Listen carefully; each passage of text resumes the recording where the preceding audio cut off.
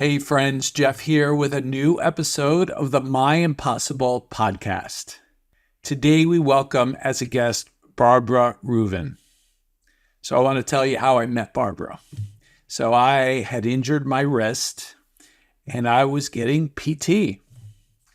And the owner of the PT place was working on my wrist, and I was telling him about My Impossible and our podcast, that it would be coming soon. And he pointed to the other side of the room and said, "You see that lady? You need to talk to her." And so I did. And I got to hear an amazing story. You have to understand, Barb is a petite lady, and unassuming, but really joyful and full of life. Her smile lights up the room. And as I heard her story, I knew I needed to bring it to you. And so in this conversation, Barb shares such an amazing story of recovery from a traumatic accident and her attitude throughout her recovery process. Added to that, and you'll hear her talk again and again about her community of support and advocacy. She really embodies our phrase of "My impossible is our possible." I think you're really going to enjoy this conversation with Barb Reuven.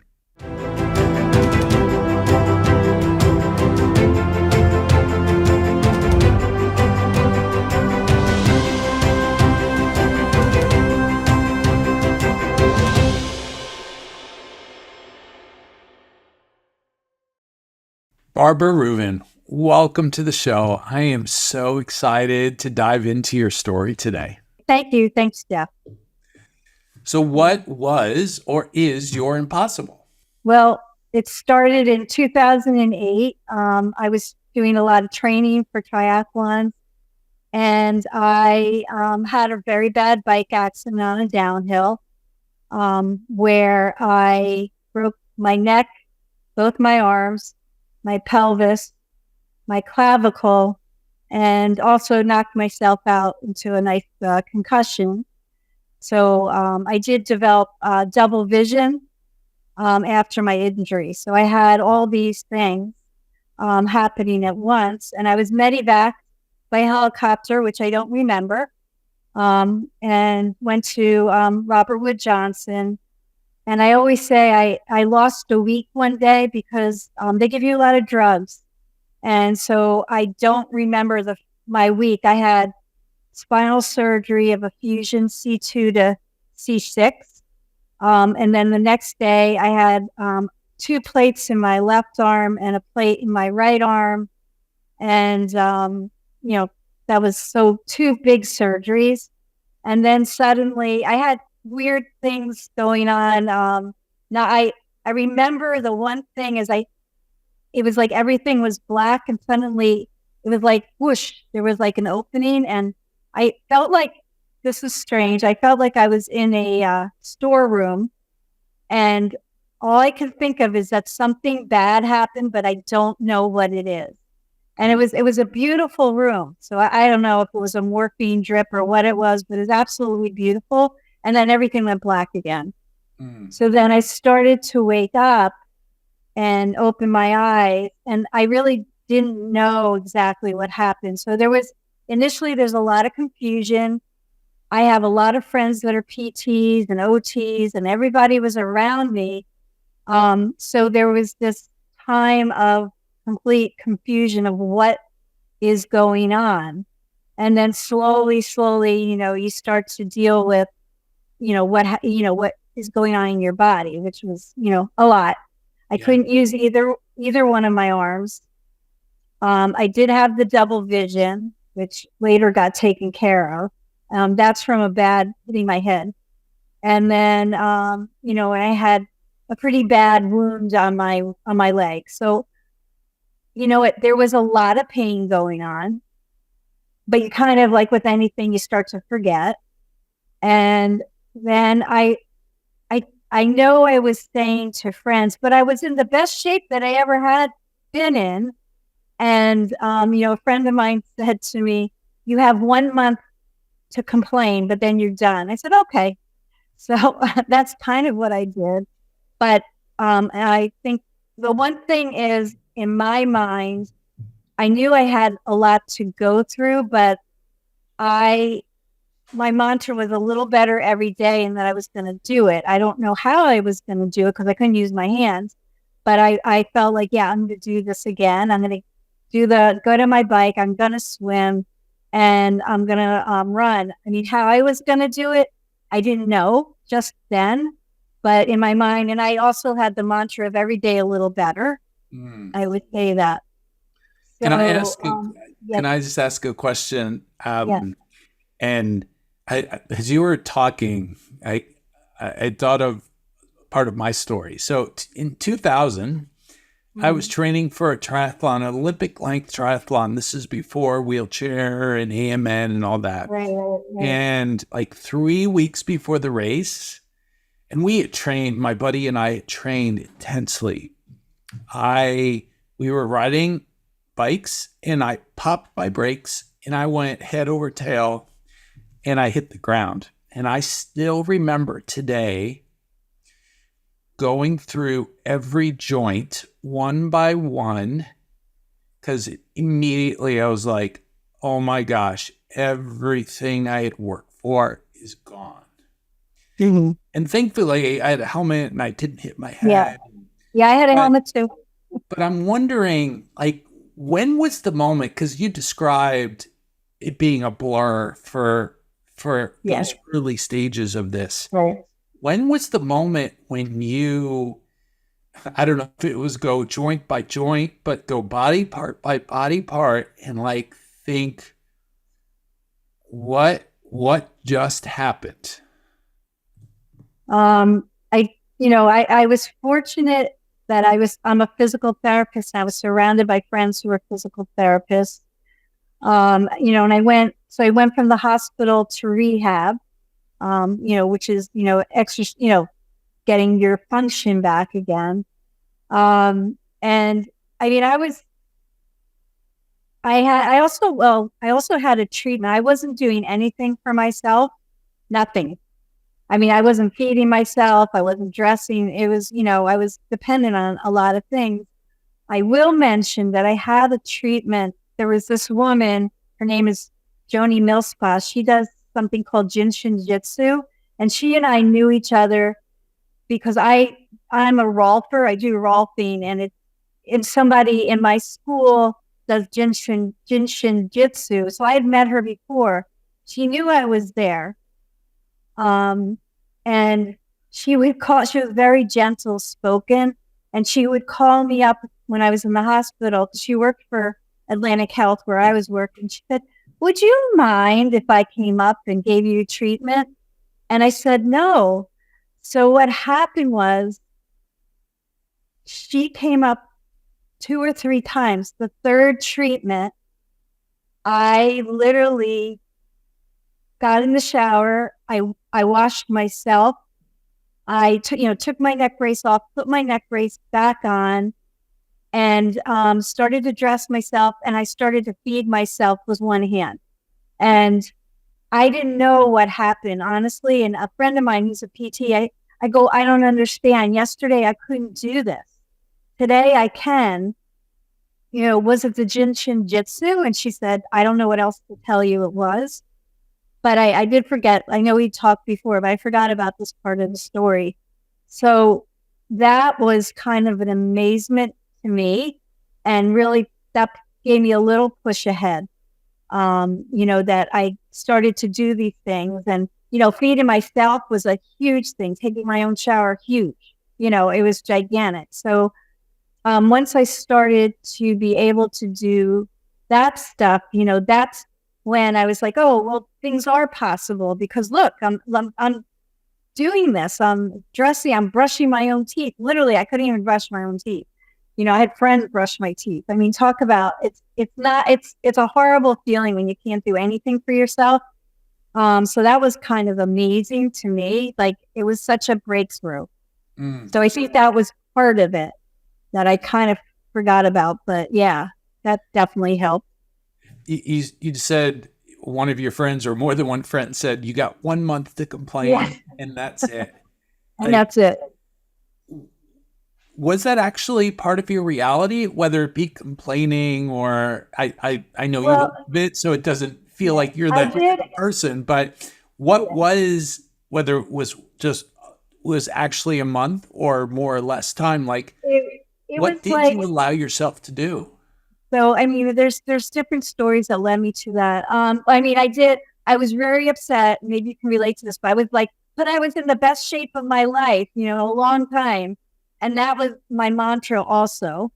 And then so I was told, okay, 1 month that you can complain. I'm like, okay. And then I kind of stuck with that, not to complain and to move on. And funny enough, a friend of mine, same friend that told me I had a month, her name is Laura.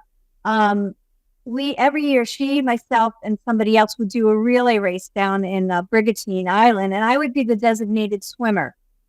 But I couldn't swim. My arms weren't working. There was no way. And all of a sudden, I had gotten an email from Brigantine Tribe. Oh, thank you for signing up. And I'm like, what? I didn't sign up. And then that kept going on. And then finally it hit me. And I said to her, did you sign me up for the Brigantine triathlon? And you were texting each other or something. She goes, ha, ha, ha, ha, ha. So in her mind, she thought I was going to swim. But I said, I can't swim. I don't have the strength in my arm. There's no way I'm going to swim. And this was like around June, early July, maybe even a little earlier than that. I would say, okay, let's call it June. I knew I couldn't swim. So then I got it in my head, and I still had my neck brace on. So I said, I'm going to run then. So I put my neck brace on, and I started literally to go on my treadmill. Maybe it was 2 miles an hour, and I just jogged. And then I kept at it and kept at it. And then a lot of my friends were like, oh, are you supposed to really be doing this? And the friend that did the thing with the email with the Brigantine Tribe, she started to feel kind of bad. Like maybe she shouldn't have done this, but actually it all worked out. And I did do the run, and it was August. So my accident was April, May, June, July. It was 4 months later. And I ran. I just ran. And, my girlfriend had made a shirt for me, and it said everything I broke. It was on my back. And, I had a few friends. One of my other friends, his name is Joe Patinella. He's also a real positive. He was very positive in my recovery. He's done triathlons. He's done extreme sports. He was like a real big cheerleader for me, and always has been. And, I did it. And it was, it was the best feeling in the world. And I remember going to my arm surgeon, and I said, I did this. And he's like, I go, will you sign my shirt? And he says, I don't usually sign shirts, but I'm signing your shirt. And then he said, and I had a picture of myself. He goes, I'm showing this picture to my big football players that start to complain when they're injured a little bit, So I think that was an impetus for me it was like, I can do it. I just, I don't think my friend just really meant that to happen, but it did. Mm-hmm. And everybody was worried about me. And I had this doctor, Dr. Malanga, who's a good friend too. I said, can I run? He goes, yeah, you're fused. Don't worry about it. And he had broken his neck playing football. He grew up in Bloomfield. So, I had his blessing. So I was like, okay, I'm doing it. Because people were worried about me. They thought I was, and I have patience myself. I don't necessarily recommend that people push themselves like I do, or I did, but if they want to, then, try it. So that was like there never was a dark moment. Maybe I'm just not hearing it, but was there? There were dark moments. First, I was going through a divorce at the time, and I had to withdraw my divorce because it was a mess. Um, I couldn't see well, and I couldn't get into the doctor. And I had to navigate through a lot of stuff, and I had advocates helping me navigate through the medical system. And it's not, I definitely recommend people need advocates, because I'm a medical person and I had a tough time getting through a lot of the medical system. My insurance for some reason got mixed up. So they started recollecting all the money that that my insurance, has just been a mistake. So there I am lying in bed with a neck brace, like trying to navigate the system. Then I really needed, I only had double vision. And, I called a doctor that I knew from where I worked. And he said, call this doctor. He'll see you and get your vision settled. And I called, and I started to get yelled at by the whoever's doing the scheduling. And she's like, oh, they always say you can get scheduled. I can't schedule you. I have no place to put you. And I said, but I can't see. And she said, no one can see. And I was like, okay. And I hung up, and I was devastated. Cause I wanted, I imagine, I had double vision. I couldn't see. But I did after that. Like I said, I'm very lucky because I'm in the medical system. I called a doctor friend and got in with someone else who I've been with ever since. And, if not, not for him, it would have taken just it was June and they were giving me an appointment in September, that was okay. And it's like, it was just too long of a time. So he saw me right away. I got prisms in my glasses. And that takes away the double vision. It's not that my eye, it's that the muscles in my eye were weak because of the head trauma. Yeah. So, and it feels like you had this internal spirit and the support structure about your recovery that had a no quit, get better every day, but you had these external factors like the healthcare system, insurance, your personal matter with your divorce. Like you had these other elements that were almost in competition in competition with your attitude and your friends and your colleagues that were really making this hard. Yeah. Well, my friends were making it easy, but the medical system was making it hard. Yeah. In many ways, I had swelling in my hand. Also, I have a history of breast cancer, so they were worried about getting lymphedema, which I never got. And I had to jump through hoops because my hand was all swollen in order to get some compression on it. It just was, there was stuff like that, just a lot of roadblocks that probably shouldn't have been, that were. And some of it, I guess, came from friends who fought with me. And I have 3 children. My oldest was in college at the time, and she helped me too. I know, my husband was actually not helping at all. I had a mother who was in kidney failure, so she, I couldn't pull from her. But yeah, the friends definitely, and my daughter did. My other kids were a little young, but all that kind of helped me get through. But that part was tough. I can't say there wasn't. But I was also determined to move. I felt like I had to move on with my life. I had to try to reinstate the divorce because that got thwarted. Things just weren't good at home. My poor son, when I came home, he's like, I go, you haven't given me a hug. And he's like, I thought I would break you. So I went down to like 93 pounds. But I don't know if I would have been able to do all this without my support. I think everybody should have an advocate or support, somebody that knows the medical system, because I could not believe, because now I, instead of being a physical therapist, I was on the other side. I was a patient. And I was like, it was an eye-opening experience to be a patient versus a therapist, and how difficult it is for people. And, it does want to make you want to give up at some point. But, if you gotta look out for yourself somehow. I do. Again, I feel sorry for people that don't have that. Everybody needs an advocate. Yeah, our phrase at Mind Possible is my possible is our possible. Mm-hmm. And you really are speaking to that, like unto ourselves and to yourself. Mm-hmm. Maybe you would not have been, all of this would have been impossible, but with community and the support, that you keep pointing to that again and again, like that was the key. And even you